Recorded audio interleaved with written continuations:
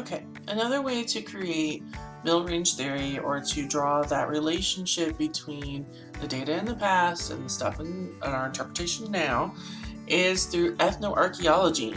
And ethnoarchaeology studies living societies to see how behavior is translated into the archaeological record.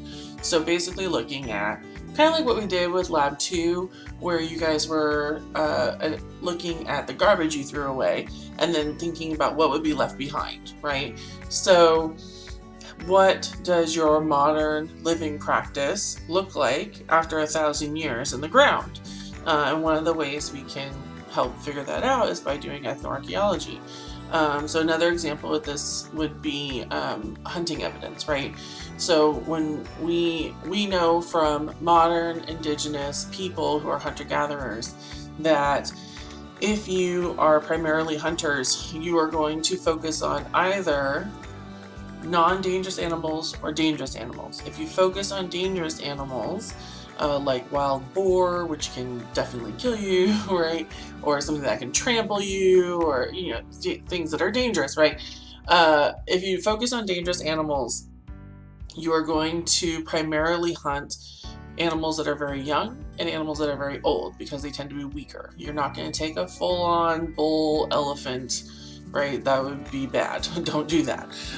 That's a good way to get killed. So, right, or like Neanderthals did mammoths. They're not going to take on a full-grown adult male mammoth. They're going to take on a baby mammoth or an old mammoth, something that's a little slower and weaker.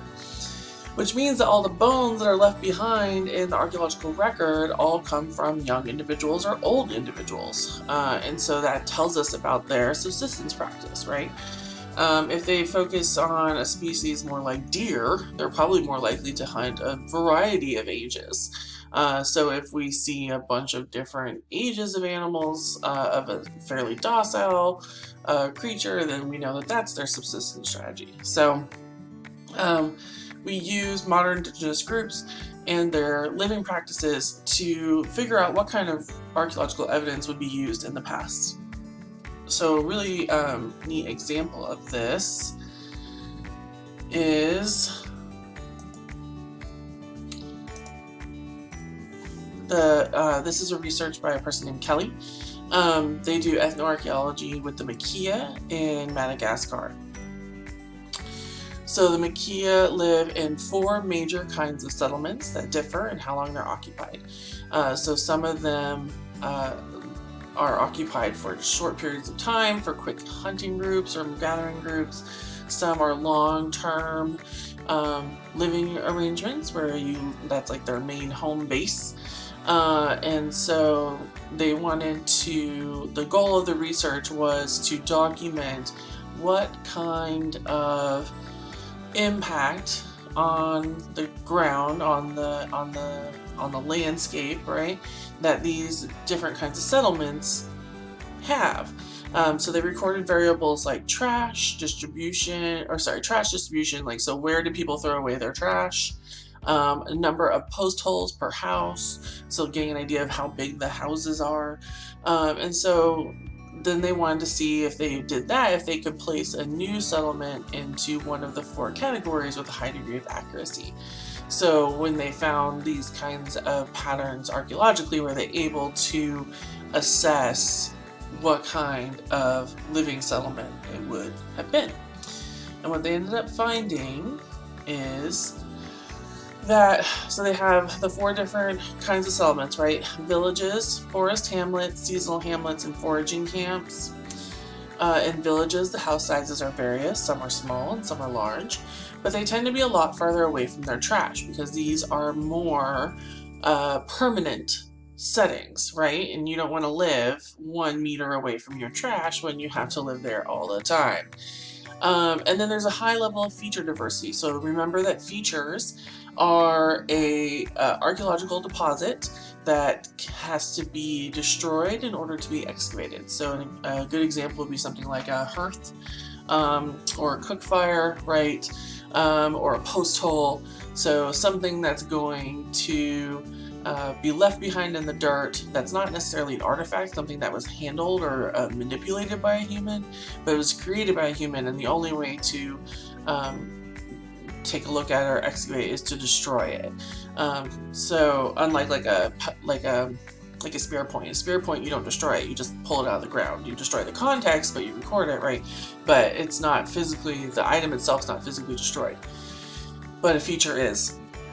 So in these villages where you have permanent settlement, you have way more features going on, which makes sense because you're there a lot longer, you're doing a lot more different kinds of behavior in that space compared to some of the smaller ones. So the forest hamlets and the seasonal hamlets are both pretty small, and the houses are small, and then they're a lot closer to trash because they're not being used for a long period of time, and because they're probably for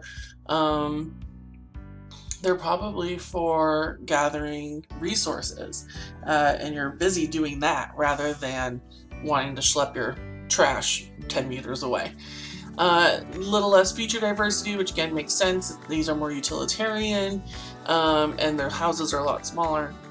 And then we have the foraging camps, which are aptly named, and that they're for foraging, right? And then they're using something very non-permanent, like lean-tos. And then the distance of the trash is only 1 to 2 meters because they're really just not staying there very long, and they're also not spending the time on creating hearth pits and things like that because they don't need to, they're not going to be there very long. So the feature diversity is very low. So now that we have this data from a modern practice, we can look archaeologically and see if the sites that they have conform to these patterns, and what they found was that yes, they did.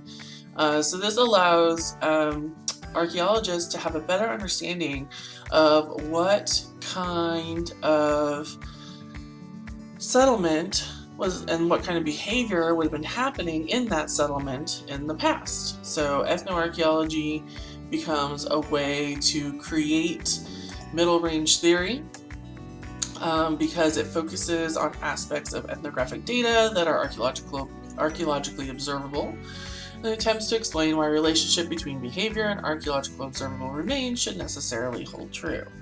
And like I said, this is kind of what we did with that lab 2, where you're linking your behavior and like what you can and can't see in an archaeological record.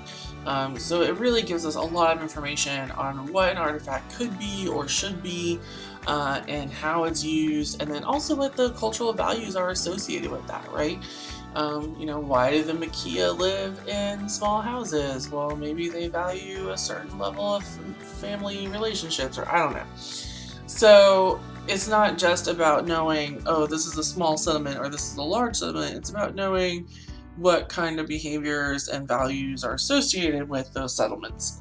So it's a really, really powerful thing to do if you can. Not every group has continuity into today, but we do the best we can with it, and we try to find analogous groups that allow us to come to these kinds of conclusions. So that is ethnoarchaeology.